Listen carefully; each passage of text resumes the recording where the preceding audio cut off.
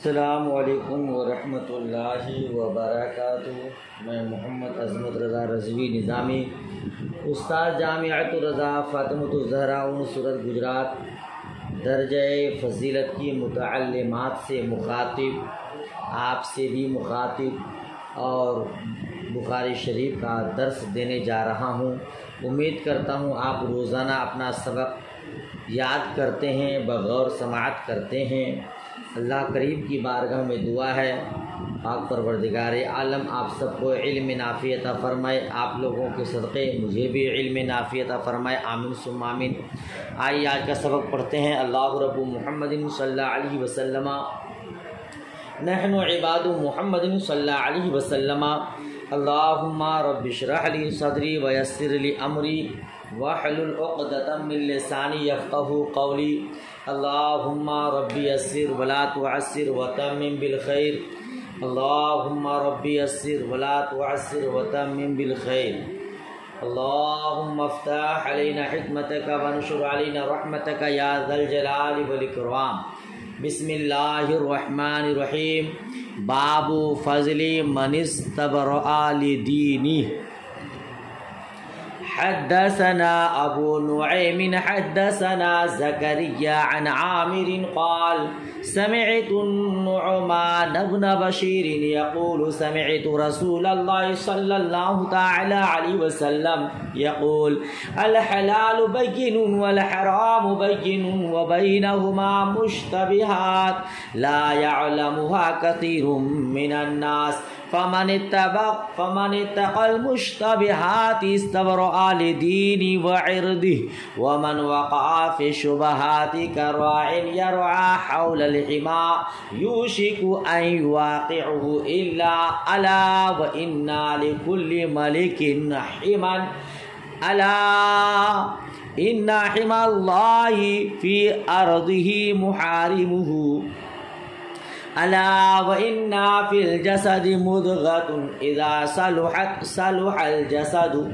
كله وإذا فسدت فسد الجسد كله إلا وهي القلب۔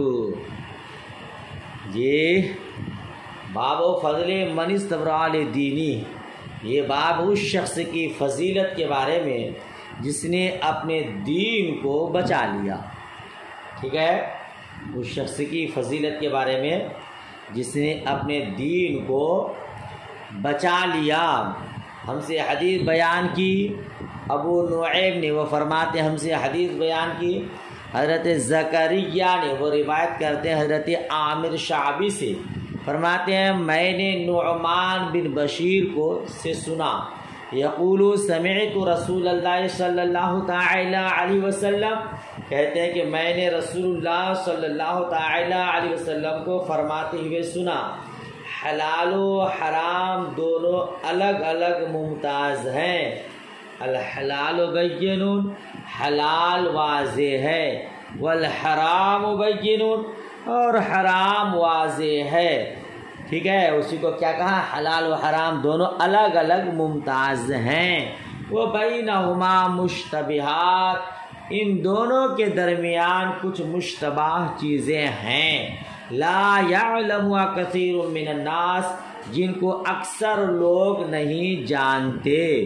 ٹھیک ہے، فمن اتقى المشتبہات، تو جو مشتبہ چیزوں سے بھی بچے، استبرأ لدینہ وعرضہ، اس نے اپنے دین اپنی عزت کو بچا لیا۔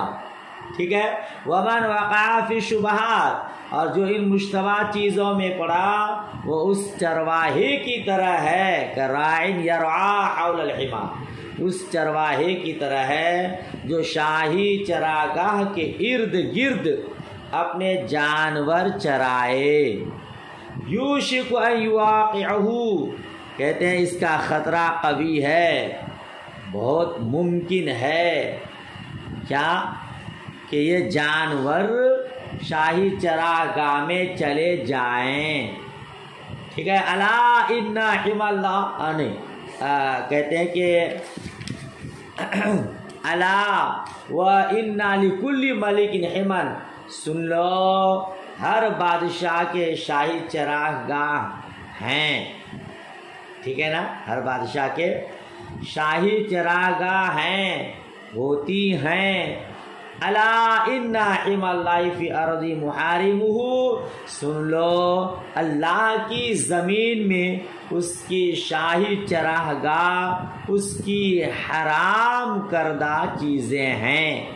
الا وان فی الجسد مضغۃ، سنو جسم میں گوشت کا ایک لوتھڑا ہے، اذا صلحت صلحت، دونوں طرح سے ہے، یعنی یہ نصرہ ینصرو سے، ضربہ یضربو سے، کرما یکرمو سے، نصرہ ینصرو ضربہ یضربو سے پڑھیں گے تو صلاحت، ٹھیک ہے نا، کرما یکرمو سے پڑھیں گے تو صلوحت، صلوحہ، اذا صلحت صلح الجسد، جی اگر یہ ٹھیک ہے تو پورا جسم ٹھیک ہے۔ وَإِذَا فَسَدَتْ فَسَدَ الْجَسَدُ، یہ بھی دونوں طرح سے ہے، یہ ضربہ یضربو نصرہ ینصرو سے، اور کروما یکرمو سے بھی ہے، تو کروما یکرمو سے پڑھیں گے تو فسودت فسودل، ٹھیک ہے نا۔ وَإِذَا فَسَدَتْ فَسَدَ الْجَسَدُ كُلُّهُ، اور اگر یہ بگڑ گیا تو سارا جسم بگڑ گیا۔ الا وہی القلب، سن لو وہ دل ہے۔ الا حرف تنبیہ ہے، یہ الا نہیں ہے، الا خبردار، اسی کا سلیس ترجمہ کیا جاتا، سن لو وہ دل ہے۔ یہ حدیث بڑی جامع ہے جی۔ ابن منیر اپنے شیخ قیاری سے ناقل ہیں، وہ فرماتے ہیں کہ مکروہ حلال و حرام کے مابین ایک گھاٹی کے مثل ہے، جو بے باکی سے مکروہات کا ارتکاب کرے گا اس کے لیے خطرہ ہے کہ حرام کا بھی ارتکاب کر بیٹھے۔ سمجھ رہے ہیں؟ یوں ہی جرأت کے ساتھ خلاف اولا پر عمل کرتا رہے گا تو اس کے لیے خطرہ ہے کہ مکروہ کا ارتکاب کرنے لگے اور پھر حرام تک پہنچ جائے۔ ٹھیک ہے، یہ حدیث حضرت عامر سے روایت ہے، یہ حضرت عامر شعبی آپ کے بین السطور میں ہے، یہ مشہور تابعی ہیں، اور نعمان بن بشیر یہ صحابی ہیں۔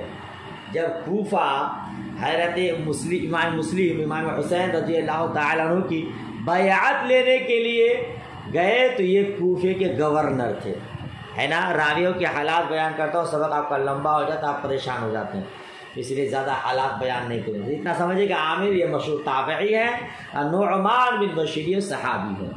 مشتبہات، اس سے کیا مراد ہے؟ اس میں علماء کرام کے 4 اقوال ہیں۔ مشتبہ، نمبر 1 وہ چیز ہے جن کا حلال یا حرام ہونا قرآن و احادیث میں صراحتاً مذکور نہ ہو۔ جی کہنا کہ حلال بین ہے، حرام بین ہے، حلال واضح ہے، حرام واضح ہے، ان دونوں کے درمیان کچھ مشتبہ چیزیں ہیں جن کو اکثر لوگ نہیں جانتے ہیں، یعنی کچھ لوگ جانتے ہیں، اکثر نہیں جانتے تو کچھ تو جانتے ہیں۔ جی بے شک جو علماء دین ہیں وہ جانتے ہیں، اکثر لوگ اس کو نہیں جانتے ہیں۔ بہرحال تو اس سے کیا مراد ہے، اس بارے میں 4 اقوال ہیں۔ پہلا قول ہے وہ چیزیں جن کا حلال یا حرام ہونا قرآن و احادیث میں صراحتاً مذکور نہ ہو، اور حلت و حرمت کے دلائل کے تعارض ہونے کی وجہ سے کوئی فیصلہ نہ ہو پاتا ہو۔ سمجھ رہے ہیں؟ حلت کے بھی دلائل ہیں، حرمت کے بھی دلائل ہیں، دونوں دلائل اپنے آپس میں تعارض کی وجہ سے فیصلہ نہیں ہو پاتا ہو۔ ٹھیک ہے کہ یہ حلال ہے کہ یہ حرام ہے، یہ مشتبہ پہلا قول۔ دوسرا قول ہے علماء کرام کے مابین مختلف فی چیزیں، یہ جس میں علماء کرام کا اختلاف ہو گیا ہو وہ بھی مشتبہ۔ اچھا یہ بھی دلائل میں تعارض ہی کی وجہ سے ہوگا۔ اب مائک پر آج کے ڈیٹ میں آ گیا ہے نماز پڑھنا جائز ہے کہ نہیں، تو بریلی شریف کا فتویٰ ہے کہ جائز نہیں ہے، کیتھوچا شریف کا فتویٰ ہے جائز ہے نا۔ اسی طرح تصویر کشی وغیرہ اب ان کے یہاں جائز، ان کے یہاں نہیں جائز، تو یہ وہ دلائل میں تعارض کی وجہ سے اختلاف ہوا ہے، لہذا یہ مسائل مختلف فی ہیں، اسی کو مشتبہ کہتے ہیں، بچنا ہی بہتر ہے، ٹھیک ہے۔ اور تیسرا قول ہے کہ مشتبہ سے مراد مکروہات ہے، چوتھا قول مشتبہات سے مراد خلاف اولا مراد ہے، ٹھیک ہے۔ اچھا، تو حلال و حرام کے مابین مکروہات اور خلاف اولا ہی ہیں، تو متعین یہ ہوا کہ یہی دونوں مراد ہیں، مشتبہ چیزوں سے مکروہات اور خلاف اولا چیزیں ہیں، لہذا ہمیں آپ کو چاہیے کہ ہم ان سے بچنے کی کوشش کریں۔ اگر ان مشتبہ چیزوں سے بچنے کی کوشش کریں گے تو اپنے دین اور اپنی عزت کی حفاظت کر لیں گے، ٹھیک ہے نا۔ اچھا، اب وہ چیزیں جن کے بارے میں کوئی بھی فیصلہ نہ ہو سکا کہ یہ حلال ہے یا حرام، جس مجتہد کا مقلد ہے اس نے کوئی فیصلہ نہیں کیا ہے، وہ بھی مشتبہات میں داخل ہیں، ان سے بچنا ہی چاہیے۔ جیسے نبیذ تمر کے بارے میں حضرت امام اعظم ابو حنیفہ رضی اللہ تعالی عنہ نے فرمایا، اگر 7 اقلیم کی سلطنت بھی دے دی جائے تو اسے حرام نہیں کہوں گا۔ اللہ اللہ، اس کو نبیذ تمر کو حرام نہیں کہوں گا، 7 اقلیم کی سلطنت بھی دے دی جائے تب بھی، مگر خود استعمال نہیں کرتا، ٹھیک ہے نا، خود حضور امام اعظم ابو حنیفہ استعمال نہیں کرتے مگر اس کو حرام بھی نہیں کہتے۔ اچھا، ایک مشہور مثال آپ فقہ کی کتابوں میں یہاں تک کہ نور الاذان میں بھی پڑھیں گے کہ مائع مشکوک یعنی کھچر کا جھوٹا پاک ہے کہ ناپاک، یہ مشکوک ہے، اس کو مائع مشکوک کہتے ہیں، تو اسے استعمال کرنا چاہیے، ٹھیک ہے نا، مگر مشکوک ہے، بچنا ہی بہتر ہے۔ تو یہ کیا کہتے ہیں کہ مشتبہ چیزیں ہیں۔ پھر ان سے اگر آپ ہٹ کے بات کرتے ہیں تو خود امام بخاری رحمۃ اللہ تعالی علیہ نے کتاب البیوع میں یہ حدیث بیان کی ہے کہ کسی مخصوص جزئی واقعہ میں کسی چیز کے بارے میں شک ہو جائے تو اس سے بچا جائے، ٹھیک ہے نا، کسی مخصوص جزئی واقعہ میں کسی چیز کے بارے میں شک ہو جائے تو اس سے بچا جائے۔ مثلا ایک عورت نے دعویٰ کیا میں نے اس مرد اور عورت کو دودھ پلایا ہے، تو اس کی آپس میں شادی نہ کی جائے، ٹھیک ہے نا، حرمت رداعت کے سبب۔ یا جیسے خود حدیث میں ہے کہ گھر میں ایک کھجور تھی، حضور نے اسے نہیں تناول فرمایا کہ شاید یہ صدقہ کی ہو۔ یا جیسے شکار کے لیے آپ نے شکاری کتے کو بسم اللہ پڑھ کر شکار پر چھوڑا، کسی طرف سے کسی غیر مسلم نے بھی چھوڑا تھا، شکار پر دونوں کتے ملے، یہ معلوم نہیں کس نے پکڑا تھا، تو شک ہو گیا، شبہ ہو گیا، لہذا وہ نہ کھایا جائے۔ سمجھ شریف میں بات آ رہی ہے۔ اچھا، اس میں ایک اور بات سنیے مزے کی۔ حضرت بشر حافی رحمۃ اللہ تعالی علیہ کی بہن امام احمد بن حنبل کی خدمت میں حاضر ہوئی، دریافت فرمایا ہم اپنی چھتوں پر سوت کاٹتے ہیں، حکام کی مشعلیں جب نکلتی ہیں تو ہم پر روشنی پڑتی ہے، اس روشنی میں کاٹیں یا بند کر دیں، ٹھیک ہے، یہ مسئلہ آپ نے پوچھا۔ تو حضرت امام احمد بن حنبل نے فرمایا آپ کون ہیں؟ تو بتایا کہ بشر حافی کی بہن ہوں۔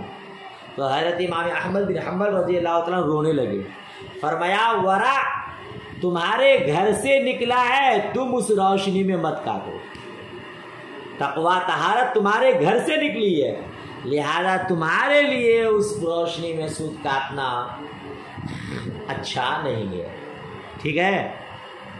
تو یہ سب مشتبہ چیزیں ہیں، ان سے بچنا چاہیے۔ حدیث کا مطلب یہ ہے، ایک مثال دیا، شاہی چراگاہ ظاہر ہے عمدہ سے عمدہ ہوگی، جہاں بادشاہوں کے جانور، بادشاہوں کے گھوڑے چرتے ہیں، سر سبز و شاداب ہوگی، جانور جب اس کے قریب رہے گا تو یہ خطرہ بالکل سامنے ہے کہ جانور اس میں جا پڑے۔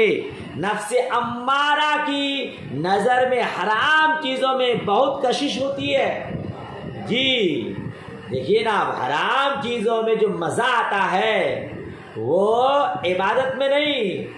سنیما ہال میں آدمی 3 گھنٹہ خوشی خوشی نکال دیتا ہے، مگر جمعہ پڑھنے آتا ہے جہاں فرض ادا کرتا ہے یوں بھاگتا ہے جیسے برس قید میں تھا۔ مسجد میں آتا ہے امام صاحب خطیب صاحب تھوڑی تقریر زیادہ کر دیتے ہیں تو بار بار گھڑی پہ نظر جاتی ہے، اور چوراہے پہ گفتگو کرنے میں گپے ہانکنے میں گھنٹوں گزار دیتا ہے، پتہ نہیں چلتا ہے۔ کوئی نیم برہنہ عورت راستے سے گزرے، ہر کوئی سے گھور گھور کے دیکھتا ہے۔ یہ سب کیا ہے؟ یہ نفس امارہ کا کمال ہے۔ تو نفس امارہ کی نظر میں حرام چیزوں میں بہت کشش ہوتی ہے۔ جب کوئی ان مشتبہ چیزوں پر عمل کر لے گا جن کا سرا حرام چیزوں سے ملا ہوا ہے تو اندیشہ ہے کہ نفس امارہ انسان کو گناہوں میں مبتلا نہ کر دے۔ اس لیے اپنی آبرو اور دین بچانے کے لیے ضروری ہے کہ مشتبہ باتوں سے بھی دور رہیں۔ ٹھیک ہے نا؟ اچھا آگے کیا فرمایا کہ بادشاہ اللہ تبارک و تعالیٰ کے بھی، ہر بادشاہ کے شاہی چراگاہ ہوتے، تو اللہ تبارک و تعالیٰ کے بھی شاہی چراگاہ ہے، اور وہ کیا ہے؟ حرام چیزیں ہیں، ذرا اس سے دور رہنا چاہیے۔ پھر آگے فرمایا الا وَإِنَّا فِي الْجَسَدِ مُضْغَةً، سنو جسم میں گوشت کا لوتھڑا ہے جس کو دل کہتے ہیں، وہی القلب۔ دل سلامت ہے تو سب سلامت، دل بگڑا کہ سب بگڑا۔ جی کہتے ہیں کہ سب سے پہلے ماں کے پیٹ میں دل کا نشان بنتا ہے۔ جی اور پیدائش جب مکمل ہو جاتی ہے اور روح پھونکی جاتی ہے تو سب سے پہلے دل ہی حرکت میں آتا ہے۔ سمجھ رہے ہیں؟ ماں کے پیٹ میں سب سے پہلے دل کا نشان بنتا ہے، روح پھونکی جاتی ہے تو سب سے پہلے دل حرکت میں آتا ہے۔ مرنے کے وقت سارے اعضاء بیکار ہو جانے کے بعد یہی سب کے بعد بند ہوتا ہے۔ جی اور یہی روح کا مرکز ہے، اسی کی حرکت پر حیات کا مدار ہے۔ جس طرح ظاہر جسم میں اس کی حیثیت حاکم کی ہے، اسی طرح باطن میں بھی یہی حکم رہا ہے۔ جی اگر یہ درست ہے تو سب درست، اگر یہ بگڑا تو سب بگڑے۔ خیالات دل میں پیدا ہوتے ہیں، ہے نا، وہی جڑ پکڑتے ہیں، پھر دل ہی حکم کرتا ہے تو اعضاء اسے عملی جامہ پہناتے ہیں۔ سمجھ رہے ہیں؟ سب باتیں دل میں ہوتی ہے۔ حرام کاری کی خواہش دل میں ہوتی ہے، حلال چیزوں کی خواہش دل میں ہوتی ہے، پھر دل حکمراں ہوتا ہے یہ کرو وہ کرو، پھر انسان اپنے دل کے ہاتھوں مجبور ہوتا ہے، گناہ میں ملوث ہوتا ہے، اچھے آدمی عبادت میں مشغول ہوتا ہے۔ ٹھیک ہے نا؟ اسی لیے قرآن و احادیث میں مختلف عنوانوں سے دل کی نگرانی اور اس کی تصفیہ کی تاکید فرمائی ہے کہ دل کو پاک صاف رکھو۔ مصطفیٰ کریم صلی اللہ تعالی علیہ وسلم رب تبارک و تعالیٰ کی بارگاہ میں دعا کیا کرتے تھے، اللہم ثبت قلبی علی طاعتک، ہے نا، میرے دل کو ثابت رکھ۔ تو دل بہت اہم ہے، اس کو اللہ پاک سلامت رکھے، اور اسی کے ذریعے سب ہوتا ہے۔ اللہ پاک ہم سب کو نیک ہدایت فرمائے۔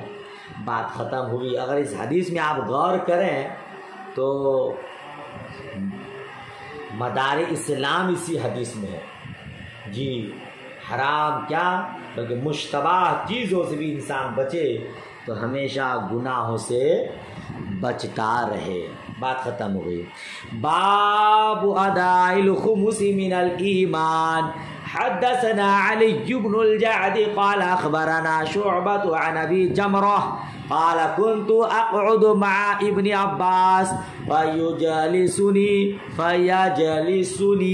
على سريري فقال اقم عندي حتى اجعل لك سهم من مالي فاقمت معه الشهرين ثم قال ان وفد عبد القيس لما اتوا النبي صلى الله عليه وسلم قال من القوم او من الوفد قالوا ربيعة قال مرحبا بالقوم او بالوفد غیر خزایا ولا ندامہ.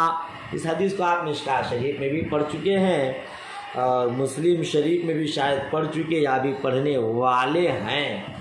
آئیے مختصر مفہوم اور ترجمہ میں بھی بتا دیتا ہوں. یہ ابو جمرہ سے روایت ہے. کن سے روایت ہے؟ حضرت ابو جمرہ رضی اللہ تعالی عنہ سے روایت. انہوں نے کہا میں ابن عباس رضی اللہ تعالی عنہ کے ساتھ بیٹھتا تھا. ٹھیک ہے، وہ مجھے اپنے تخت پر بٹھایا کرتے تھے. ٹھیک ہے، مجھ سے انہوں نے کہا کہ میرے پاس رہو تاکہ جب میرا وظیفہ آ جائے تو تمہیں کچھ دوں.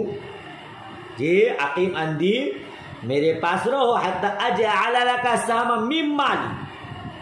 ٹھیک ہے نا، یہاں تک کہ میرے مال کا ایک حصہ تمہارے لیے مقرر کروں. یہاں خالی ہے اجعل لک سہما من مالی، تو میرا وظیفہ جو میرا آئے گا وہ تمہارے لیے بھی ایک حصہ مقرر کروں. ٹھیک ہے نا. تو حضرت ابو جمرہ فرماتے ہیں میں ان کے پاس 2 مہینے رہا، شہرین. پھر ابن عباس نے مجھے بتایا عبد القیس کا وفد جب خدمت اقدس میں حاضر ہوا، لما اتوا النبی صلی اللہ علیہ وسلم، جب عبد القیس کا وفد نبی کریم صلی اللہ تعالی علیہ وسلم کی بارگاہ میں حاضر ہوا، قال من القوم، تو حضور نے ارشاد فرمایا کون لوگ ہیں، یعنی کس قوم سے تعلق رکھتے ہیں. اور من الوفد، یا فرمایا کون وفد ہے، کون گروہ ہے، جماعت ہے. قالوا ربیعہ، انہوں نے عرض کیا ربیعہ. قال مرحبا بالقوم، حضور نے فرمایا قوم یا وفد کو مرحبا. ٹھیک ہے، راوی کو شک ہو گیا حضور نے من القوم کہا یا من الوفد، اسی لیے آگے بھی شک مرحبا بالقوم کہا یا مرحبا بالوفد کہا. قوم کو مرحبا یا پھر وفد کو مرحبا. غیر خزایا ولا ندامہ، نہ رسوا ہوئے نہ شرمندہ. انہوں نے عرض کیا یا رسول اللہ، شہر حرام کے علاوہ اور کسی مہینے میں ہم حاضر نہیں ہو سکتے.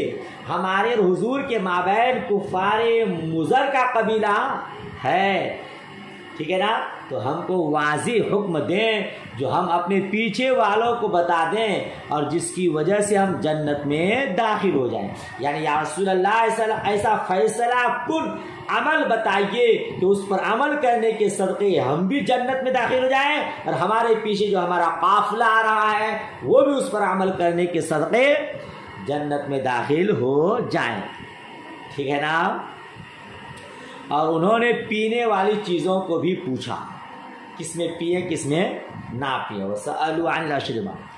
ٹھیک ہے، تو حضور نے ان کو 4 چیزوں کا حکم دیا اور 4 چیزوں سے منع فرمایا. ٹھیک ہے. نمبر 1، صرف اللہ پر ایمان لانے کا حکم دیا. کیا کر دیا؟ صرف اللہ پر ایمان لانے کا حکم دیا.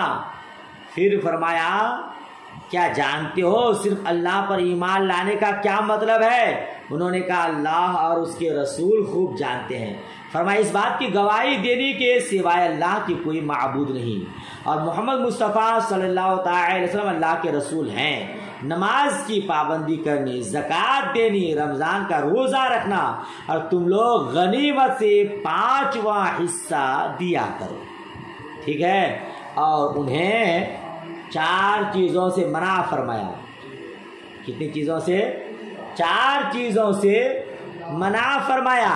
حنتم نمبر 1. ابھی سب کی تشریح میں کرتا ہوں، ترجمہ سنیے. اور دبا اور نقیر اور مزفت سے. کبھی مقیر کہتے ہیں، یعنی وہ ربما قال المقیر، مظفر کی جگہ مقیر کہتے ہیں۔ اور فرمایا اپنے پیچھے رہ جانے والوں کو بتا دینا۔ نبی کریم صلی اللہ تعالی علیہ وسلم نے فرمایا ہاں جہاد اور نیت باقی ہے، ہاں جہاد اور نیت باقی، اگلی حدیث میں آ رہا ہے، مگر اس کو یہاں بھی آپ بیان کر سکتے ہیں، تو اپنے پیچھے والوں کو بھی اس کی خبر دے دو۔ آئیے حدیث کا مفہوم سمجھتے ہیں۔ حدیث میں تو بہت وضاحت ہے، لیکن وضاحت میں آپ کا سبق لمبا ہو جاتا ہے، آپ پریشان ہو جاتے ہیں، اسی لیے زیادہ وضاحت نہیں، جو اہم ہے اتنی چیزوں کو بیان کرتا ہوں۔ یہ ابو جمرہ ہے نا، ان کا نام نصر ہے، آپ کے میں نے صدر اوپر لکھا ہے، اس کا پورا نام ہے نصر بن عمران یا عاصم بن واسع، سمجھ رہے ہیں؟ یہ حضرت ابن عباس رضی اللہ تعالی عنہما کے خاص شاگرد تھے اور بہت ہی اعلیٰ مرتبے والے تابعی ہیں۔ یہ حضرت ابن عباس کی خدمت میں اس وقت حاضر تھے جب حضرت ابن عباس حضرت علی رضی اللہ تعالیٰ عنہ کی جانب سے بصرہ کے گورنر تھے۔ حضرت ابن عباس رضی اللہ تعالیٰ عنہ ان کو اپنی تخت پر بیٹھاتے تھے، یہ عوام اور حضرت ابن عباس کے مابین ترجمانی کا کام انجام دیتے تھے، اسی لیے آپ اپنے تخت پر بیٹھاتے تھے، ٹھیک ہے؟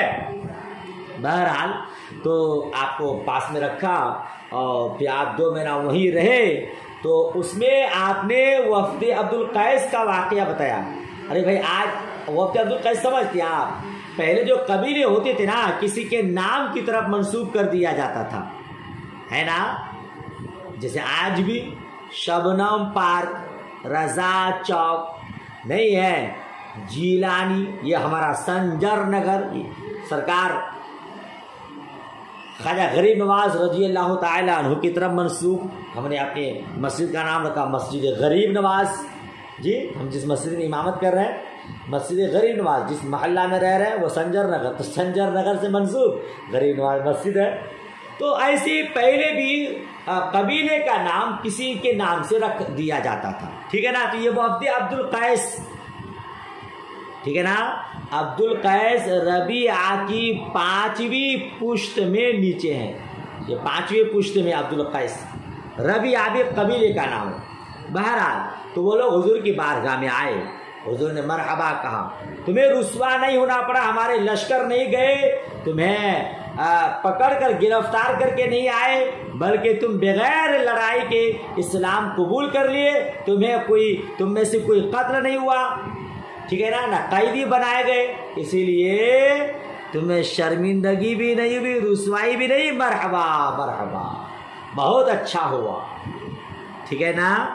اچھا، پھر اس کے علاوہ کہتے ہیں کہ یا رسول اللہ صلی اللہ تعالی علیہ وسلم، ہمارے آپ کے درمیان قبیلہ مزر، یہ بھی قبیلہ کا نام ہے، حائل ہے جہاں کفار لوگ رہتے تھے، تو ہم آپ کے پاس صرف شہر حرام میں آ سکتے ہیں۔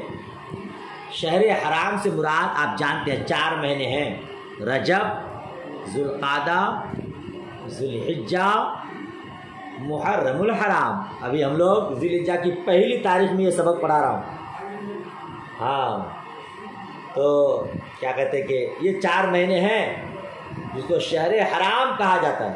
اس کو شہر حرام کیوں کہا جاتا ہے؟ کیونکہ اس کا احترام کیا جاتا تھا۔ حرام کا مطلب عزت و احترام، کیونکہ اہل عرب بھی ان مہینوں میں لڑائی بند رکھتے تھے، ان 4 مہینوں کا احترام بجا لاتے تھے، تو انہی 4 مہینوں میں ہم آپ کی بارگاہ میں آ سکتے ہیں، بقیہ مہینوں میں نہیں آ سکتے کہ وہ ہم سے لڑائی کریں گے، قتال کریں گے، ٹھیک ہے نا؟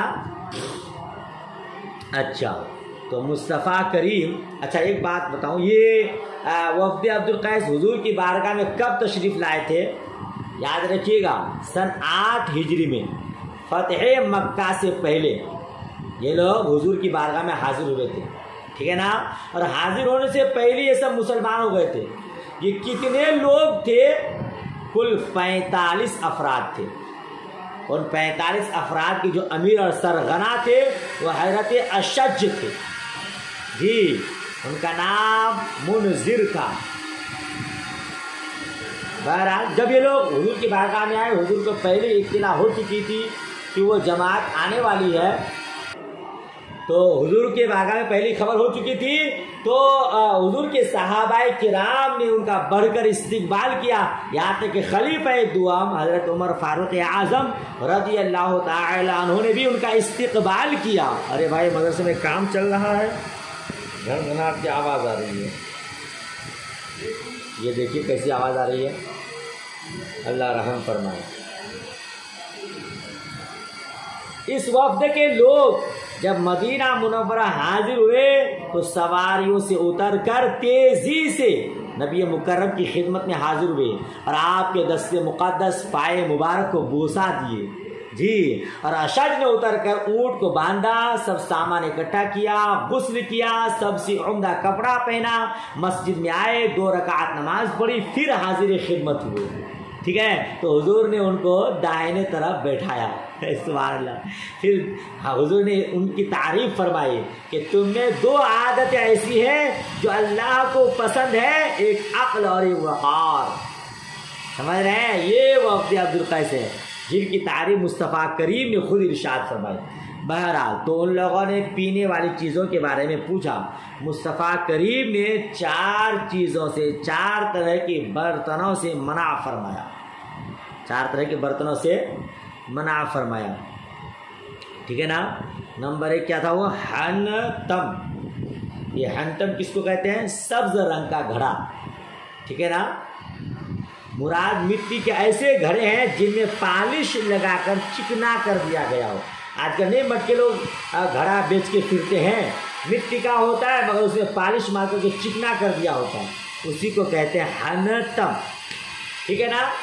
تو اس میں یہ لوگ شراب بناتے تھے یا دوسری جگہوں سے اس میں شراب آتی تھی، اس لیے حضور نے ان برتنوں سے منع فرما دیا کہ نہ رہے باس نہ بجے بانسری، نہ یہ برتن رہیں گے نہ ان لوگوں کو شراب کی یاد آئے گی، ٹھیک۔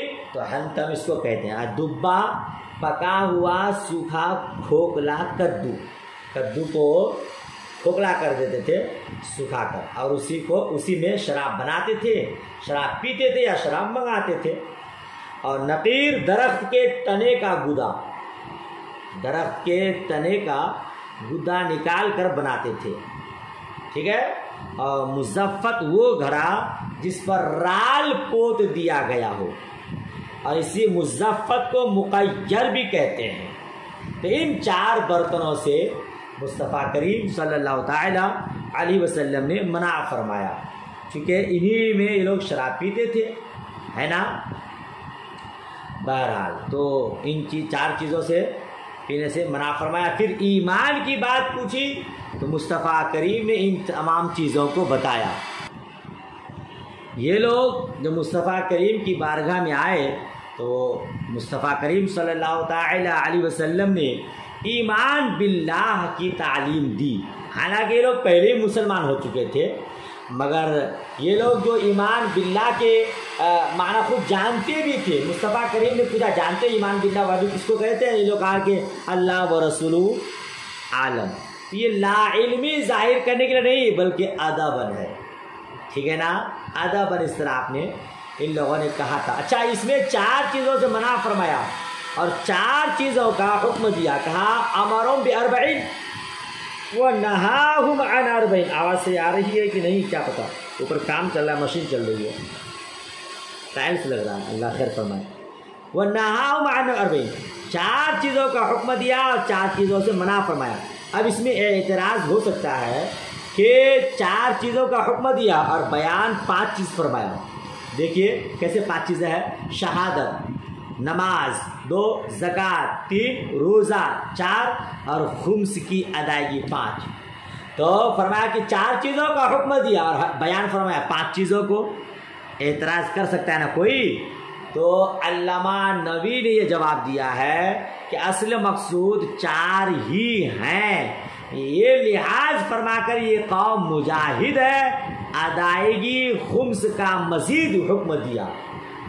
تو اس میں کوئی قباحت، 4 چیزوں کو ہی بتانا مقصود ہے، یہ 5ویں چیز خالی ان کا لحاظ کرتے ہوئے مصطفیٰ کریم نے بیان فرما دیا ہے، لہذا کوئی اعتراض نہیں، بات ختم ہو گئی۔ باب ما جاء ان الاعمال بالنیت والحسبہ ولکل امرئ ما نوى فدخل فیہ الایمان والوضوء والصلاة والزکاة والحج والصوم والاحکام وقال اللہ تعالی قل کل یعمل علی شاکلته علی نیته نفقۃ الرجل علی اہلہ یحتسبها صدقہ وقال النبی صلی اللہ تعالی وسلم ولکن جہاد ونیت۔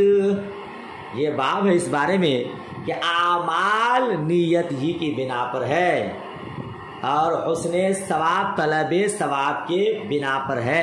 آپ پہلے بھی پڑھ چکے انما الاعمال بالنیات، اعمال کے ثواب کا دار و مدار نیت پر ہے۔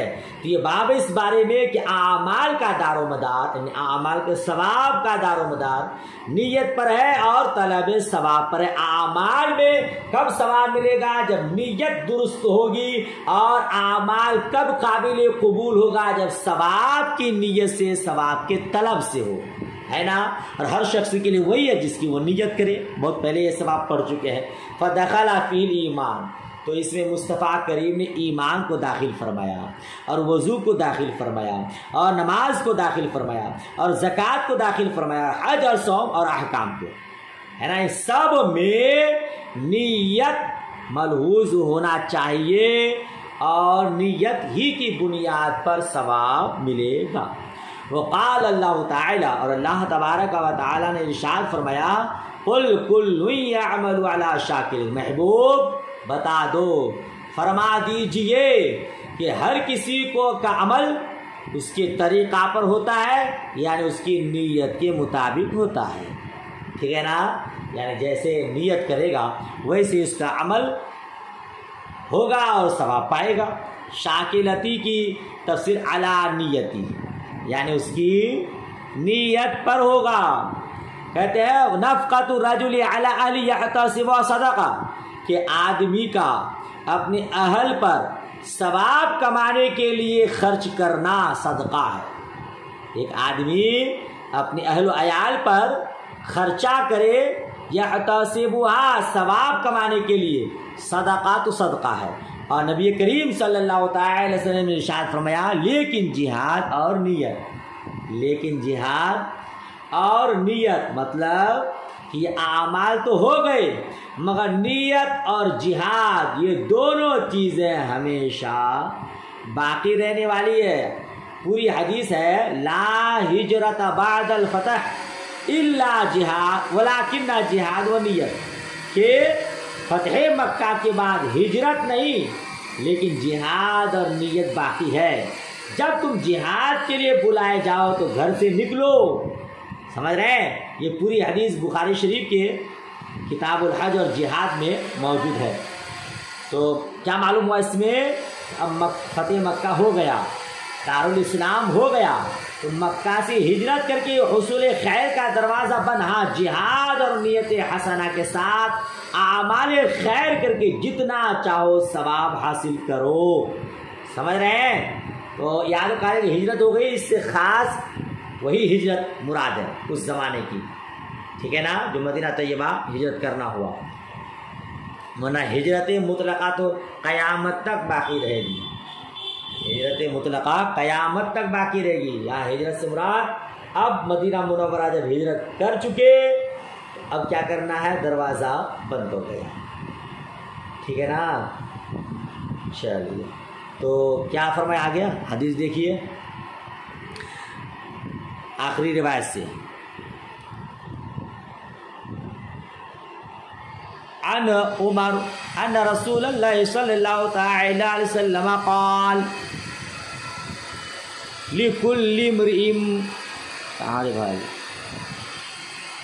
ان رسول اللہ صلی اللہ تعالی علیہ وسلم قال الاعمال بالنیت ولکل امرئ ما نوى فمن كانت هجرته الى الله ورسوله فهجرته الى الله ورسوله ومن كانت هجرته لدنيا يصيبها او امرأة يتزوجها فهجرته الى ما هاجر اليه۔ اس کا آپ پڑھ چکے ہیں، ٹھیک ہے، آگے بڑھیے۔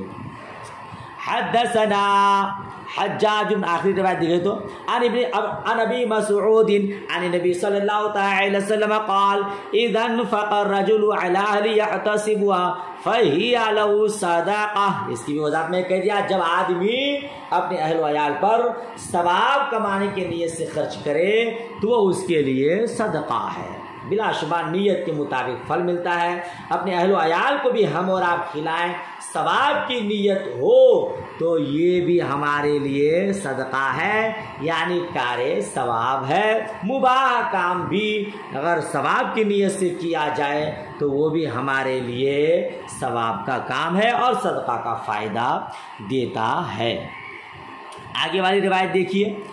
عن سعد بن ابي وقاص انه اخبر ان رسول الله صلى الله تعالى عليه وسلم قال انك لا تنفق نفقه تبتغي بها وجه الله الا اجرت عليها حتى ما تجعل في فم امراتك.